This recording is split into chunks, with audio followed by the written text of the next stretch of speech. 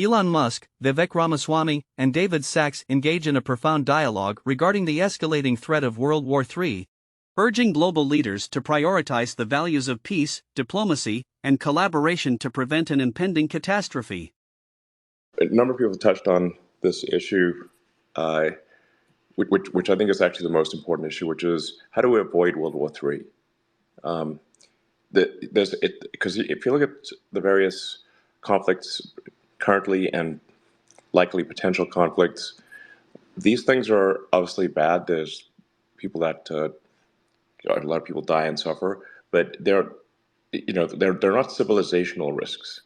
But World War III is a civilizational risk that we may not recover from.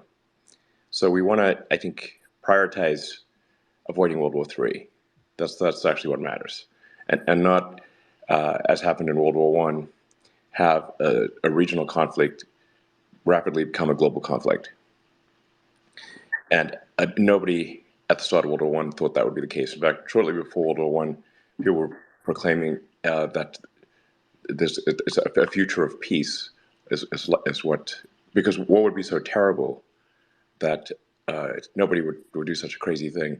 And the Kaiser, when he sent the troops off in August 1914, said that they were back by the time the leaves fall, meaning within a few months. So that was their expectation, not massive devastation globally. So it's just important to bear in mind that to frame things correctly, that nobody expects or wants to have a World War III. So we need to think like, well, that could happen again, where things cascade out of control. Before you know it, you've got a massive global conflict with devastation that far exceeds World War I or World War II. In fact, if I may continue the line of thinking, I think you're absolutely right. People are overestimating U.S. military power. Now, I'm actually not someone who I'm not some peacenik. I'm not like I think there should be a peace and it's better, but I'm not like a sort of afraid of war or whatever. I just want to make sure we recognize reality, and we don't have the power differential that we used to have. If you said if the so-called axis of evil, and we should be careful of using axis because that was actually literally the name of the alliance in World War II that we're fighting. We don't want another axis. That's a real one. That's actually a very significant threat, and a combination of Russia, China, and Iran should be viewed as very strong relative to the West. Very strong. We're not fighting small fry here, or at least the potential is not a small fry battle. It is a massive battle where the industrial capacity is of comparable size to sort of the Western alliance. Or greater. Yes. I mean, at this point, Correct. China has more manufacturing capacity than the United States. Mm-hmm. That is correct. And Europe, yes. Combined. Yes, it's roughly on par. Let's just say, like, one could debate whether it's bigger but it's the point is that we do not have an overwhelming advantage in industrial might, and the foundation of war is economics.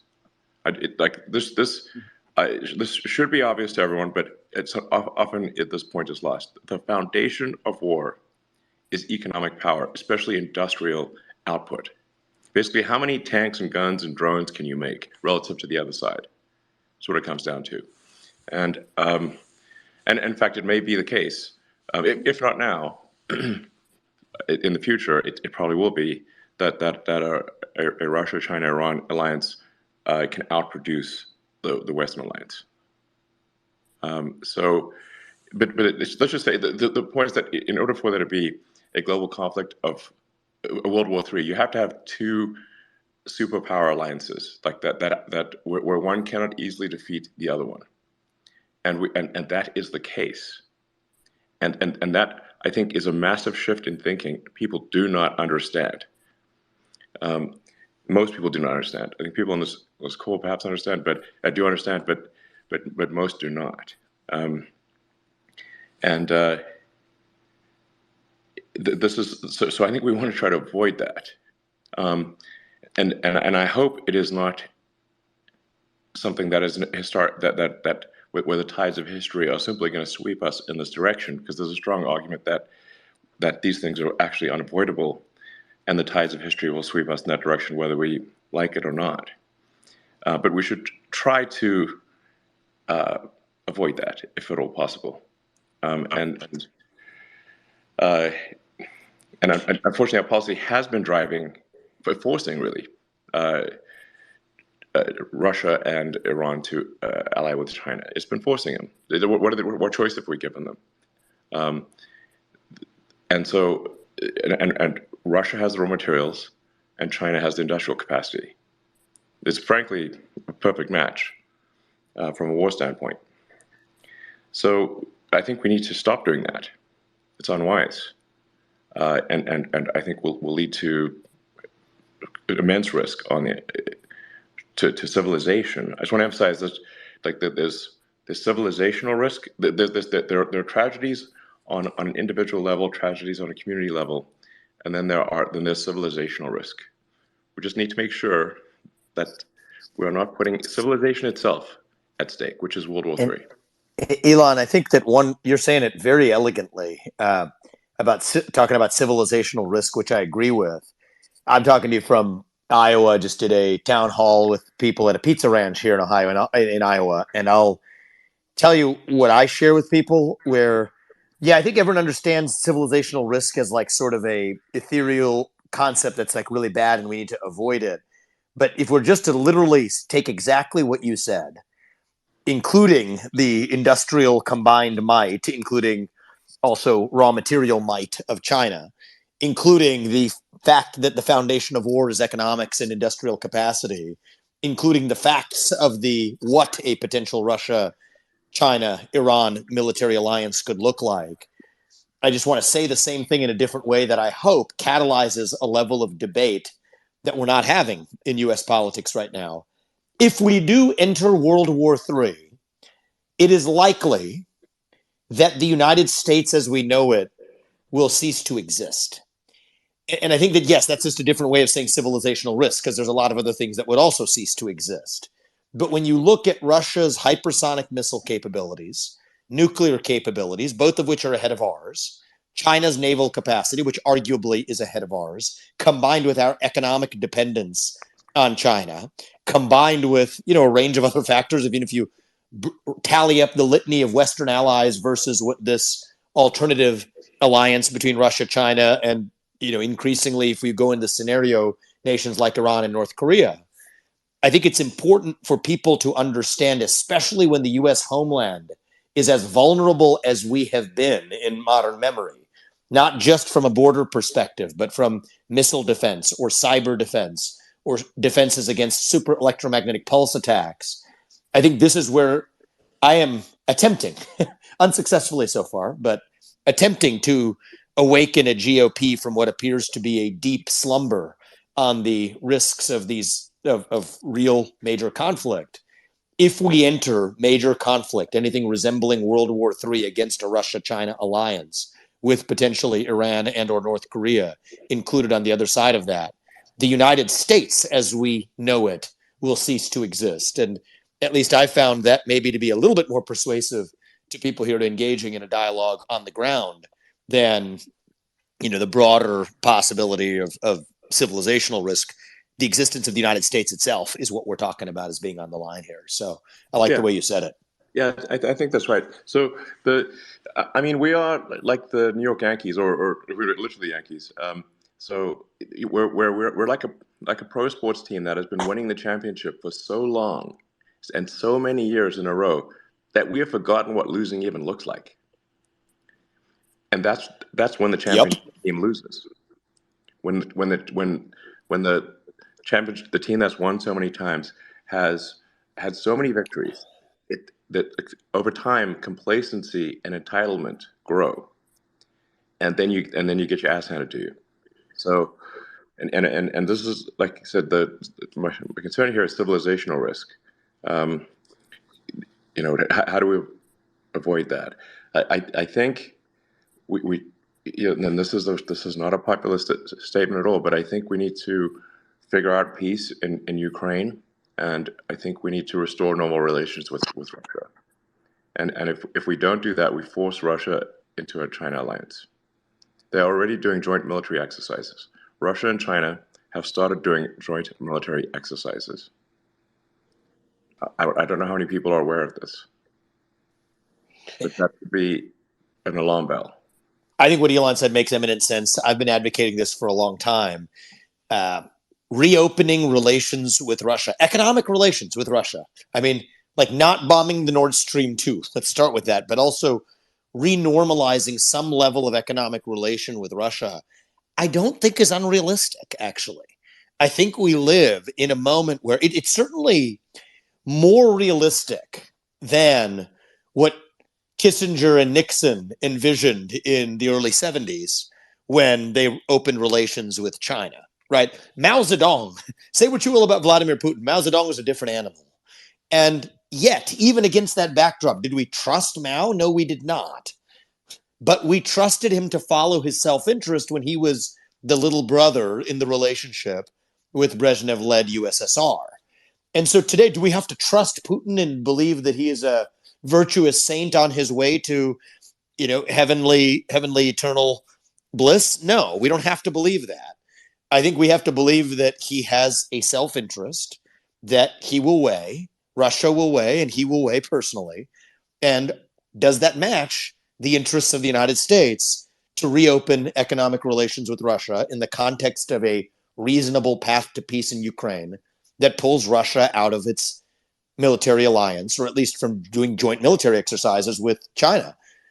And I think that that's actually, weird as it may sound to some, eminently achievable in this window. And so it's less even about the Ukraine war in this case, but something bigger you could achieve using the Ukraine war or the end of it as a catalyst to achieve that we should have been working towards anyway, which is to pull Russia out of that alliance with China. People say, well, how are you going to monitor that? Is that just a promise? That's a frequent objection that I get when I say this. Elon made a great point. They're doing joint military exercises. We know when they're doing them. They're doing them off the coast of Alaska and otherwise. If there are somebody who breaks an agreement, there's obviously consequences for that. That can be baked in to any agreement. But they wouldn't really have an incentive to if we reopen and renormalize some level of economic relations with Russia. And I do think that that is, at least as of 6 months ago, was outside the Overton window in American politics. But I think that given how bad the other options look, my hope is it finds its way right back into that Overton window. And, I certainly think it is a reasonable diplomatic path that's wide open and staring us in the face if we're willing to just step up and seize it. I actually proposed something a year ago, which I think is actually what will end up happening. At the time, I was attacked, relentlessly for it, which is that the that there essentially be a ceasefire, that that we have some sort of internationally supervised vote in the eastern portion of Ukraine to see if they wish to be part of Russia or part of Ukraine, and go with that, because it does seem to me it doesn't make sense that we would want to foment a war to have regions that don't wish to be part of one country to be part of one country. Meaning, if the Eastern Ukrainian regions wish to be part of Russia, why are we fighting a war to force them to be part of Ukraine? That doesn't make sense. Do we believe in democracy or not? And now there's some counter arguments here, like, well, the people that used to live there aren't there anymore who are in favor of Ukraine. I'm like, well, invite them back, and give them a vote too. I think there at least some portions of the area that Russia occupies right now will in fact vote to be part of Russia.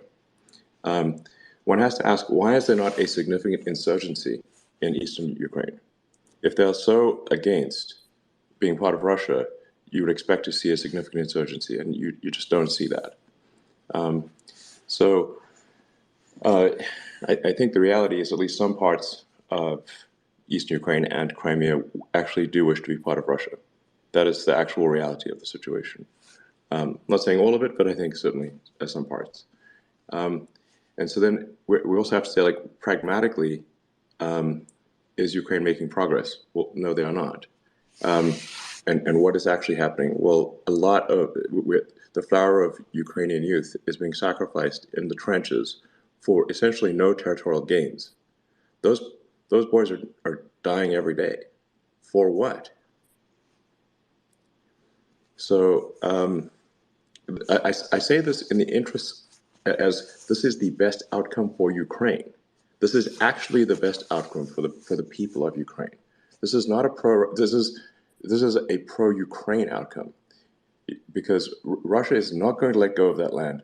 Ukraine is not going to succeed in pushing Russia back. Russia is 4 times the size of Ukraine in population, and this is trench warfare, where you have an advantage on the defense.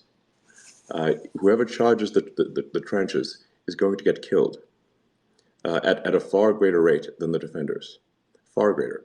So it's obviously absurd to have the smaller army charge the larger army when the larger army has massive defenses and will inflict casualties at a rate that is probably 3 to 1 or maybe worse. It's a hopeless situation. You might as well put your hand in a meat grinder. And every week that passes, there are more Ukrainian boys that die. More Russian, and I think we should have some sympathy too for the Russian boys that are dying in those trenches as well. Do they want to be there? Of course not. So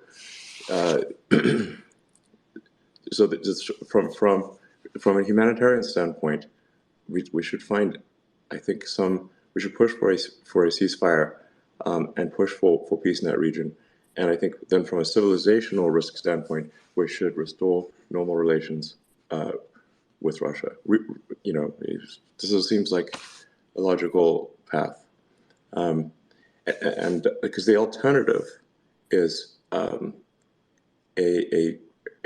an axis of evil, but an axis of immense power against the West, and laying the groundwork for World War III. And again, if one has to look at the scales of the decision, what good or bad things happen with one set of decisions versus another? And I see no benefit and only bad things, frankly, in prolonging the Ukraine-Russia conflict. I really see no positive side to this, and only bad things. It's both bad things for Ukraine and bad things for the United States and bad things for the world. So we should seek peace, I think, immediately. We should seek to restore normal relations as soon as possible. This is not some kind of reward for Russia. This is simply recognizing the realities and the risks that the world faces, and ensuring that there is the highest likelihood of a positive future for human civilization. And I'm actually curious for either of you guys. One of the questions is, it's actually considered very gauche to ask this question, but I think it's actually a relevant question that we have not really touched on yet. How do we get Putin to have enough trust in doing that deal? I mean, I think I spend a lot of my airtime addressing the other objection, which I've done in other forums and don't need to do here, which is, should we trust Putin? And the answer is, we're trusting him to follow what should be in his self-interest right now to come out of that alliance with China and the corner we've put him in. But on the flip side, I don't know if one of you were to, wear your diplomatic hat. What would you? I don't think this is not a matter of trust one way or the other. For the same reason that Ukraine cannot advance meaningfully into primarily Russian-speaking regions in the eastern Ukraine, Russia cannot advance into the predominantly Ukrainian regions because they face a massive insurgency. They lack support from the local people. And whereas they have support from the local people in eastern Ukraine, they do not have support from local people in western Ukraine, in the western two-thirds. And Russia is a country that has done incredibly well on the defense, but at least in the last 100 years, not so well on the offense, unless it is attacked.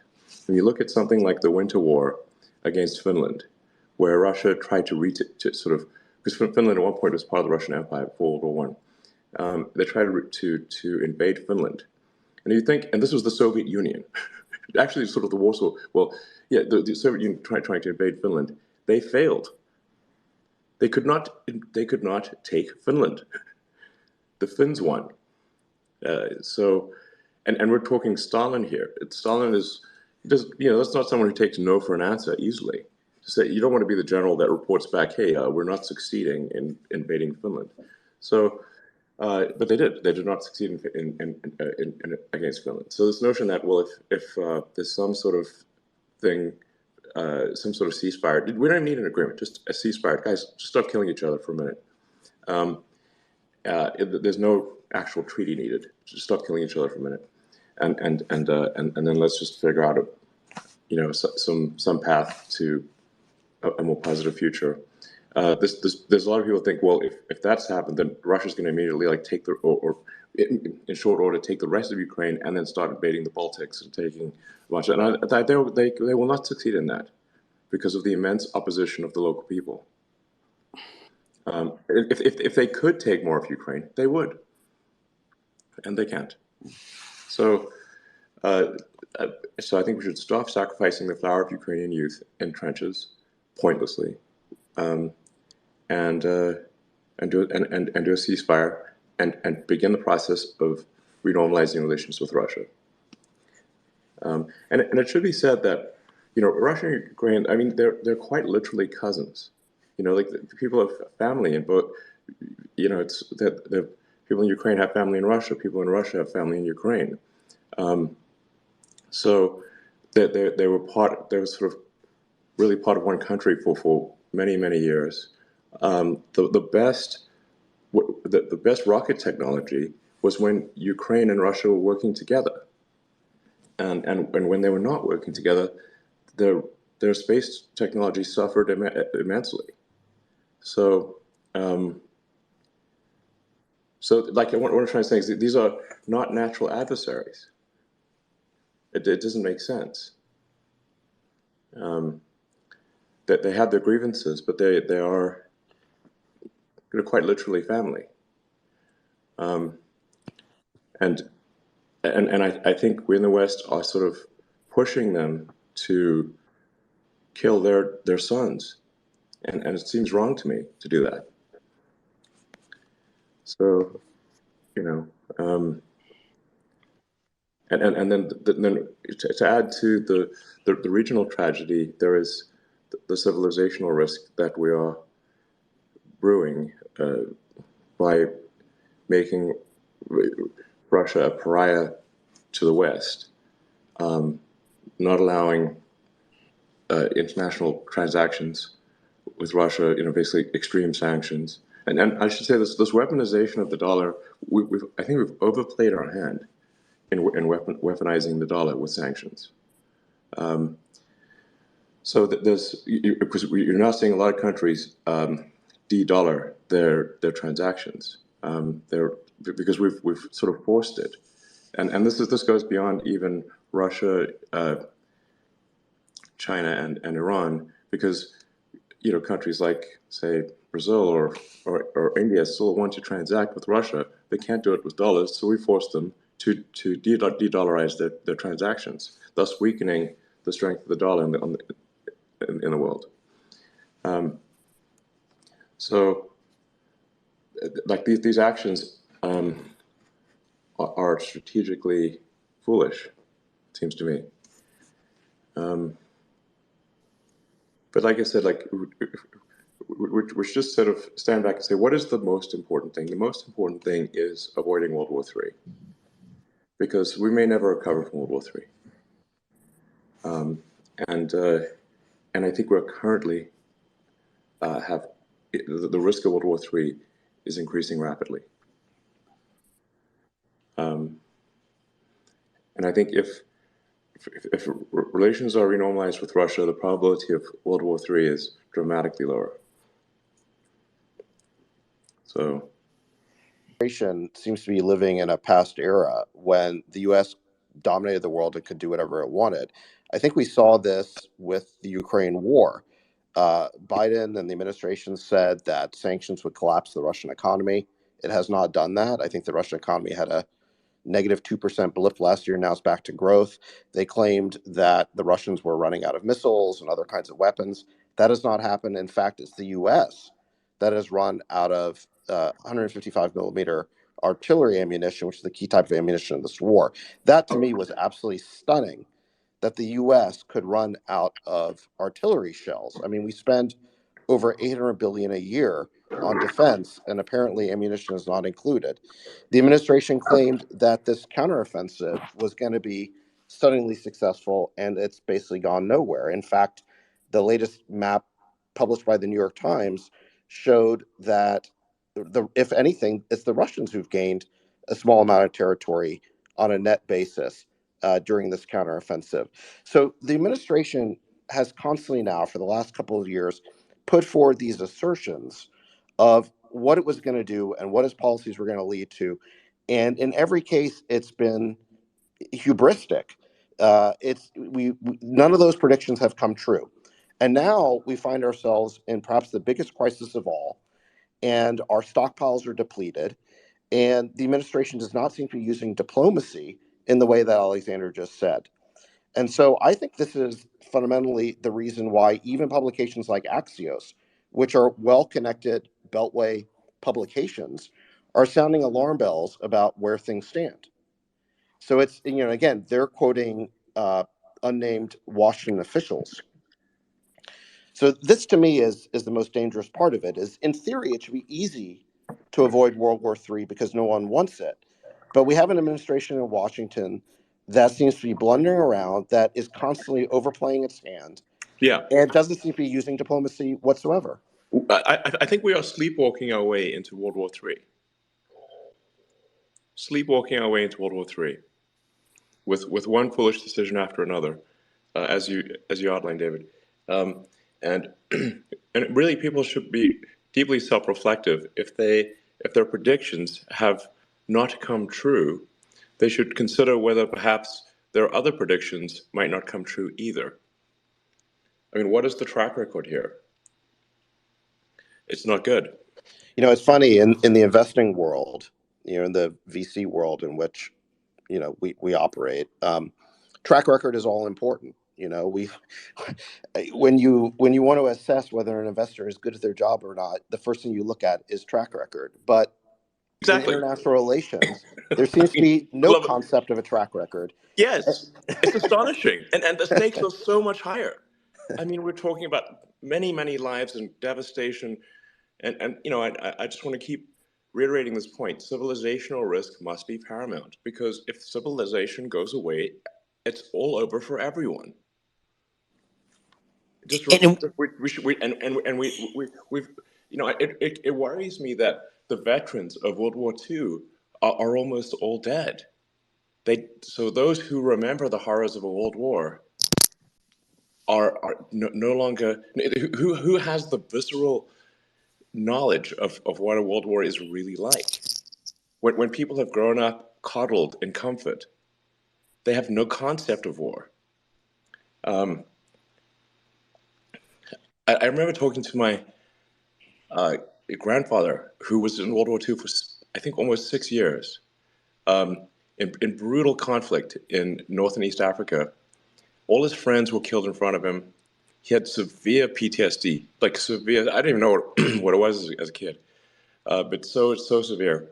And in fact, if he he didn't finish high school, so he wasn't eligible for the officer corps, and I think it was a year or two before the end of the war, they randomly gave some aptitude test or IQ test or whatever to people, and he scored high. So they sent him to work for British intelligence in London, which is where he met my grandmother, who's English. And if that hadn't happened, he'd be dead, and I probably wouldn't exist. But I mean, you could see the effects of war in his face and personality. I mean, it was just he was destroyed, even though he was still alive. And how many people like that actually are still around who remember the horrors of a global war or remember war at all? Well, this is where I think we need some fresh leadership in Washington, because people who've been there for 30 years plus simply, I think, don't seem to remember or don't really understand the way in which the world has changed. We're not in the unipolar moment anymore. Correct. We're You not. know, and the people who developed all of their political instincts during that moment, I think, have failed to grasp the ways in which the world has changed. And this is why we need some fresh thinking and fresh leadership in Washington. I'm sure Vivek will agree with that. Yeah, I'm biased, but I agree with you. And one of the things is interesting in the polling data is amongst young people. I mean, and the idea of entering war, including the Ukraine war, but beyond this, is incredibly unpopular, right? I mean, those of us even who grew up in the Iraq and Afghanistan era alone, these things are very unpopular amongst young people. And the other thing that I'm seeing is, this is just a little bit of inside baseball here, but the general political conventional wisdom right now is most of the Republican base still is in favor of the good versus evil framing. But I will tell you, on the ground, that is not what I see when it's presented in a different form than the poll questions are served up. I mean, I've spent the last 5 days in Iowa, and mostly everything I'm saying I've been advised is politically unadvisable to say to a Republican base. But tell you the truth, once you explain to people, look, this is not that we're anti-Ukraine or anti-Israel, but this is a pro-American, or as Elon even put it, pro-civilizational view to keep us out of World War III. I see more heads nodding than not. And so I do think it's going to take people, not just in the presidency. I mean, I think the presidency is important. I think it's important that you have somebody that comes from a different generation, unbiased and unencumbered by the biases of the past in a liberal hegemonic era that does not exist anymore. It's not 1991. It's not 1980. We have to accept realism in where we are as the United States, or else we may make boneheaded decisions, sleepwalking our way into war that may cause the United States of America, as we know it, to be at risk of ceasing to exist. But I also think that it's going to require people in positions in the administration that, you can't come in as a post-neocon Republican and then put a bunch of neocons in the staffing of your administration, from national security advisor to secretary of state on down.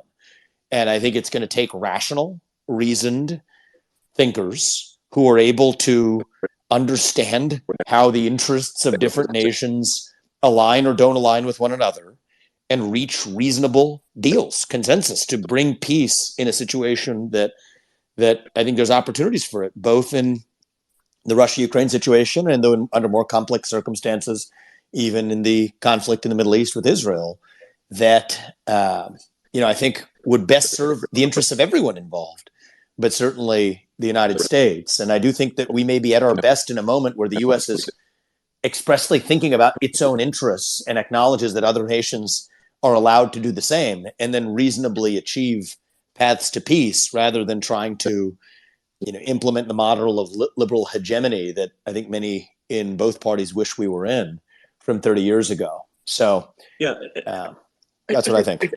If I may play somewhat of a sort of slight devil's advocate for liberalism, actually, which may be unexpected, and also start off with a quote of, or paraphrase Samwise Gamgee from Lord of the Rings: "There is some good in this world, Mr. Frodo, and it's worth fighting for." I think that is the good part of liberalism. That is that you actually have empathy for other people and other countries, and that there are times when we will do things that perhaps don't entirely serve ourselves, but sometimes even sacrifice a little bit of the good of our country for the better of another. But we just need to make sure that is actually what is going to happen, and that in seeking to do good, we do not pave the road to hell. So that we are realistic in seeking to do good. I think we should seek to do good. I think that is one of the great characteristics of America, is that we actually do not simply act on the basis of might is right. And if you look at the history of the United States, well, after World War II, we had nukes and nobody else did. We could have taken over the world. We could have absolutely subjugated anyone. And yet, did we do that? No. In fact, we helped rebuild Japan. We helped rebuild Europe. And I think that served the greater good. But it's important to us that is really quite unusual by historical standards. And I'm not saying that the United States only does good things. The United States has done good and bad things. But on balance, I think the United States has been a great force for benevolence, probably more so than any country in history. And that is worthy of admiration. And so I do think that is a good thing. But we don't want to be naive in seeking to do good. We want to care about the reality of doing good, not the perception of it. So I think that's what.